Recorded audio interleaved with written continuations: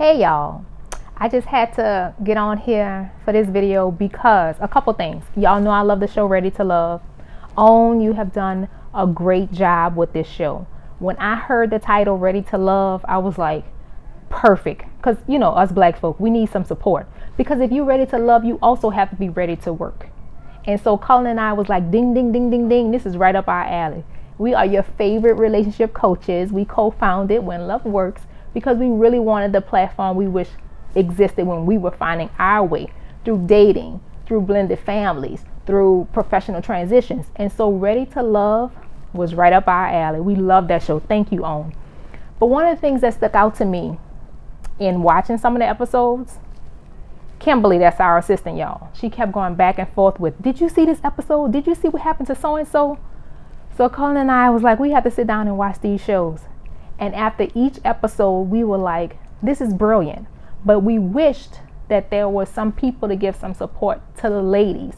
Because Uncle Tommy, he does a great job of having that whole cigar room with those guys. But we want the same conversation with the women because there were some missed opportunities that we really feel strongly about. So I just want to take a few minutes of y'all time just to share maybe like a line or two of what I wished the conversation was for each of the ladies had they had their own little cigar room or a separate time. So I'll give you like one liner based on each person. Who's up first? Yes, Melinda. Very classy woman, definitely knows what she wants, and she was very clear. She said, I have what I need professionally. I'm comfortable with who I am as a woman, but I really want to share my life with. And when she went off in a scene with Aaron, and really throughout the entire show, she kept saying, I know who I want, I'm done. And traditionally how black people date is we date with this whole you're mine. And this show is not set up like that, y'all. Dating in general, come a little closer. Dating in general is not set up for you to date one person and claim that they're yours. So I was like, please let me have 2 seconds with Melinda. Please sit down. Dating, you date a couple people. That show was clearly saying, listen, you made it to the bottom 3. Get to know all of them. All of your eggs cannot be in one basket when you're dating. So I love Melinda, but I really just wanted to just shake her and say, please, just get out of the one person belonging, that whole bondage mentality. You know how it's black folk. That comes from a DNA of slavery. So that's just a line for Melinda.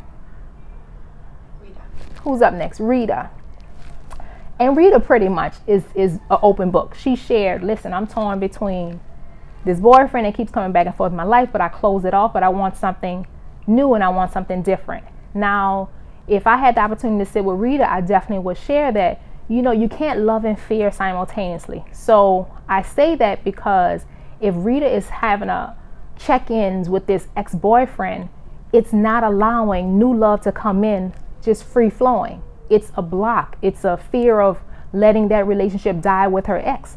So you can't simultaneously be afraid of letting your ex all the way out of your life, but say you want love too. Again, the show is called Ready to Love, but you better be ready to work. So in Rita and I conversation, it would have been about, honey, we can't love and fear at the same time. So what does really closing the account with your ex-boyfriend look like before you move on to love? Because it's okay to say, listen, I need time to heal. I don't need to date at all. Who's next?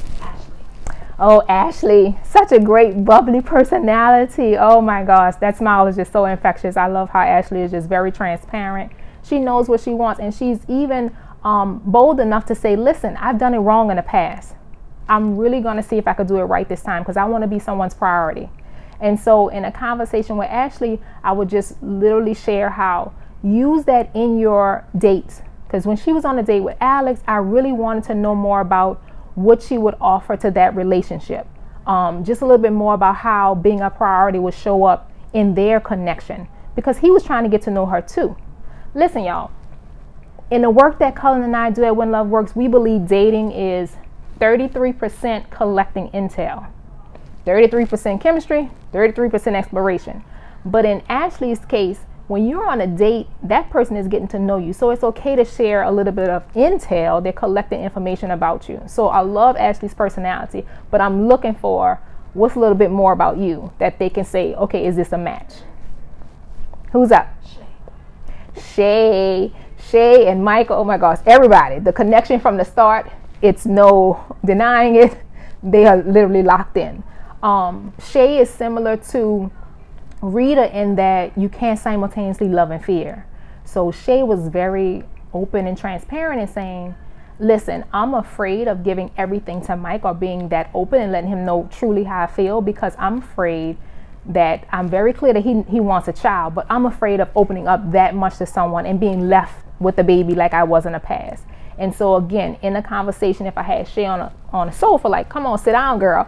You cannot simultaneously love Mike full out and then be fearful that he's going to leave you too. So it's one or the other. So if you're not ready to be completely 100% in a relationship, 100% involved, don't date.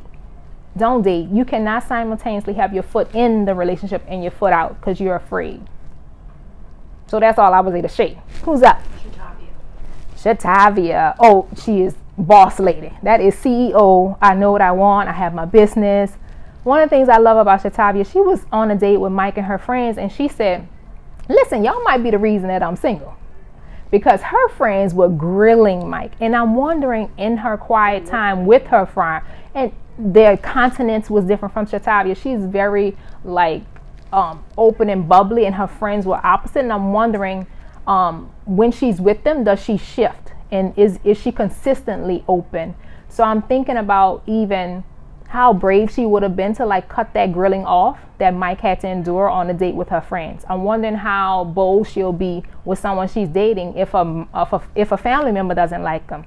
I wonder how bold she'll be to say, listen, I'm trying to get to know this person. Can I just have this little space, or you're asking too many questions? Because she has great people around her, but I'm just wondering about how much influence they have on her, and does she change and shut down around different people? So again, she knows what she wants, but I'm wondering if it switches for each group of people. Who else? Tiffany. I really know that her and Alex had a connection right off the bat, and similar to Melinda, Tiffany felt that, in this dating process, I know who I want. You made it clear that you really are interested in me, but she locked in on him and his actions as if they had already moved out of the dating phase into courtship, and they had already identified that we are the only people that we're dating and it's exclusive. And so since she made that assumption, unfortunately, when the communication broke down with the text, not calling back at the same, when they said they were, she got livid.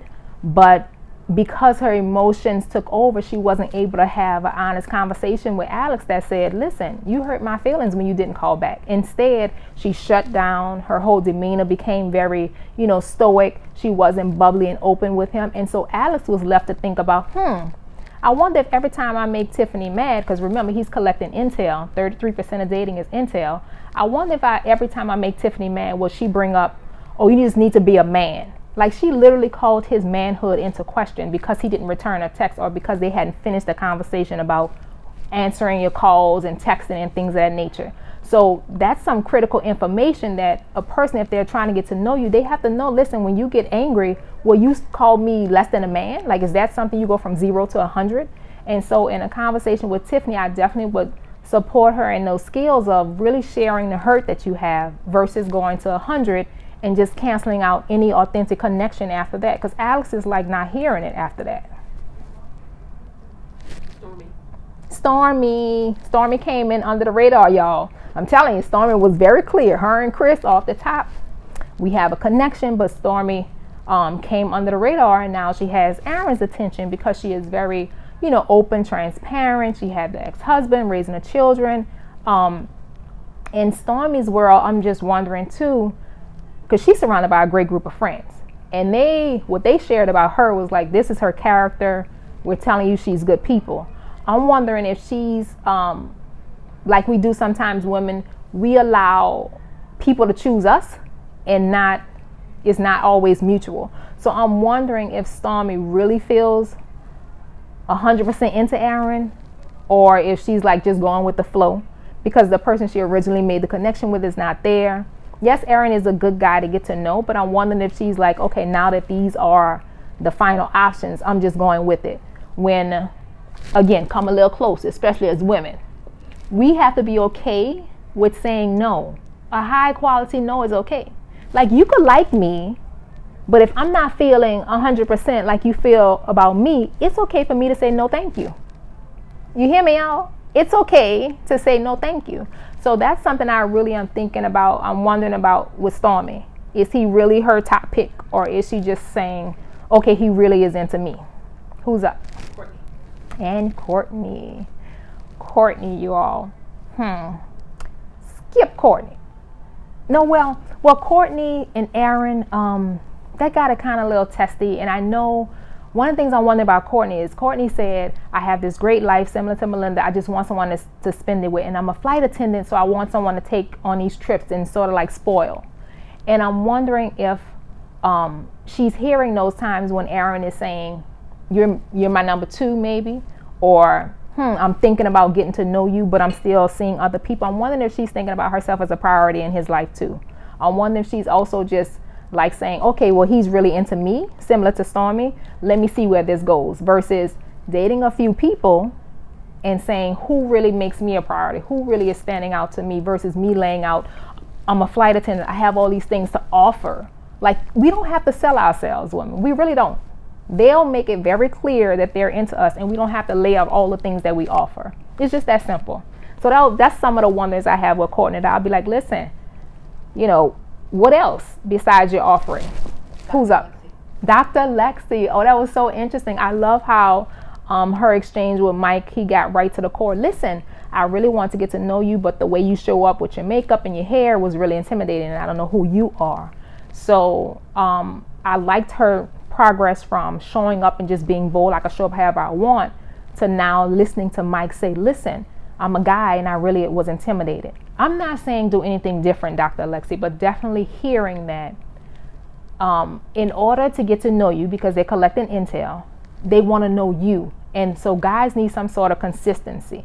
So if you're going to show up and be this bold person that's taking over and very spontaneous, they want to see that consistently. It can't change from Monday to Wednesday based on the hair you're wearing or the makeup you're wearing. Guys need some level of consistency, especially just in this phase, is sensitively, because it's dating. They're trying to get to know who you are at your core, not how you show up every Monday, Wednesday, Friday, and do I have to figure out what day of the week it is. So in Lexi's conversation, it definitely will be about who are you showing up as consistently and letting people get to know that, Lexi. Melinda. We did Melinda already. So is that everyone? Shantae. Now Shantae is like, I'm telling you who I am. You could take it or leave it. And I love how Shantae was at the end. She said, thank you, Alex, for softening the sister up. Now the only thing I would share with Shantae in our girls' conversation would definitely be about, listen, guys aren't really using dating to soften anyone up. They really want you to come to the date already softened.